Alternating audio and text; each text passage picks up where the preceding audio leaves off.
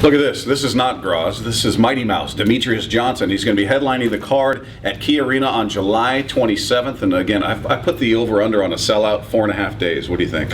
I'm hoping so. You know, this will be the first time I ever headlined something, and I'm hoping it just sells out. Now, headlining in your hometown. He's from here, in case you didn't know. And I know we talk Couture, we talk Jens Pulver, we talk Benson Henderson, who was actually in this seat at one point. But you're from Parkland, Washington. Yes, I'm from Parkland, Washington. You know, I grew up here, and I still train here. I drive to the gym every day, so I live here. So I'm not from here. I live here now, and I'm from here actually. Yeah, trains in Kirkland at AMC. Little plug for you there.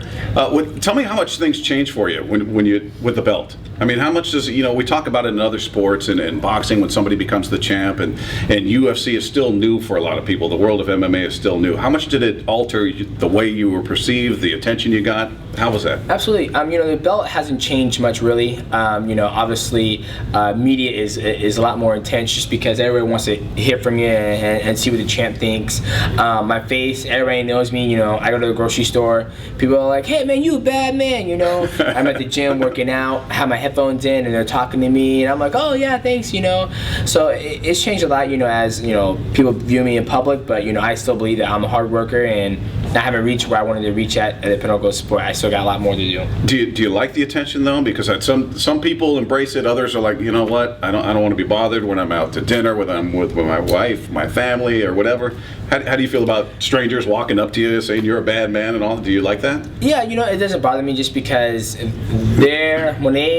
when I see that makes me think that I actually do have fans and actually people who do care about what I do, and it helps the sport grow. And with that, these guys pay our bills. If people didn't watch this show right here, then you wouldn't have any desire to do it anymore. Mm-hmm. Are you a big social media guy? Are you on Twitter, Facebook, all that? Yes, I'm on Twitter, Facebook. I like to tweet out there and see what everybody else is tweeting. I like TMZ, doing all that stuff. I'm a big social guy. What's the Twitter handle?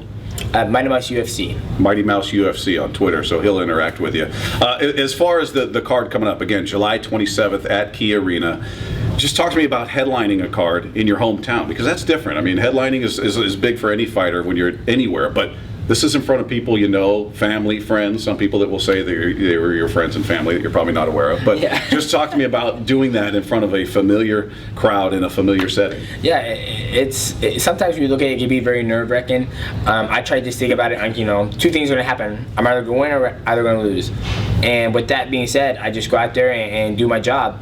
And even in my hometown and headline it, it's a little bit different as well. So I'm just going to train my butt off in the gym and hope for the best. Is there any fear that, and we've seen this with even in other sports, where guys get in front of their home crowd and they try to do something they wouldn't normally do? Maybe they try too hard, or they're trying too hard to put on a show. Is there any fear that, I'm gonna make this special for everybody here? Maybe you do something that's not really you.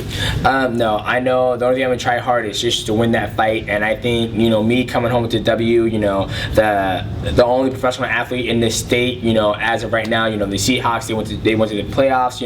I'm the only guy that has a championship that can hold it down in Seattle. So hopefully, I think me just getting that win that night will be just enough for the fans to be happy. Now, speaking of Seahawks, are you a fan? Yes, I'm a fan, yes. Do you go to games? Do you have time? I know you're training, probably 4 or 5 hours a day? Yeah, I don't have time. Me and my wife really want to go to a game. It's just, and the atmosphere and driving up to Seattle and driving back home and the crowd, it's a little bit different, but I really want to go. I'm a huge fan of Russell Wilson. Isaiah Thomas, I think his name is. I'm not sure, I could be wrong. But he has dreads long, caught the pass over homeboy, and then picked it up, ran it back. Richard Sherman. Not him. Earl Thomas. Earl Thomas. There we go. What did I say? Isaiah Thomas. Isaiah Thomas. Earl Thomas. Yeah, Earl Thomas. There's a lot of guys on there with dreads. You could have been talking Exactly. I could have been talking about the Predator. That's right. So a Seahawks fan, you're feeling good about their season coming up here? Yes, they've been picking up some new guys, and I think Russell Wilson, this will be his second year. I think he did some really good things his first year, so I think the sky's the limit with the guy. So getting back to your fight, when does the intense training start? July 27th, we're still a ways away. When does camp start? I think we're already in camp, and I've been doing a lot more traveling just for the media, trying to, pump up the fight and let people know tickets go on sale. I think, next week will be the first time, a full week of me training. So I think next week is be the full time, but right now I'm still training and getting ready for the fight. July 27th, Key Arena. This man's headlining. I'm going to ask him the first question in the post-fight press conference after his win. Awesome to have you here, man. Thank you. I appreciate it. There he is.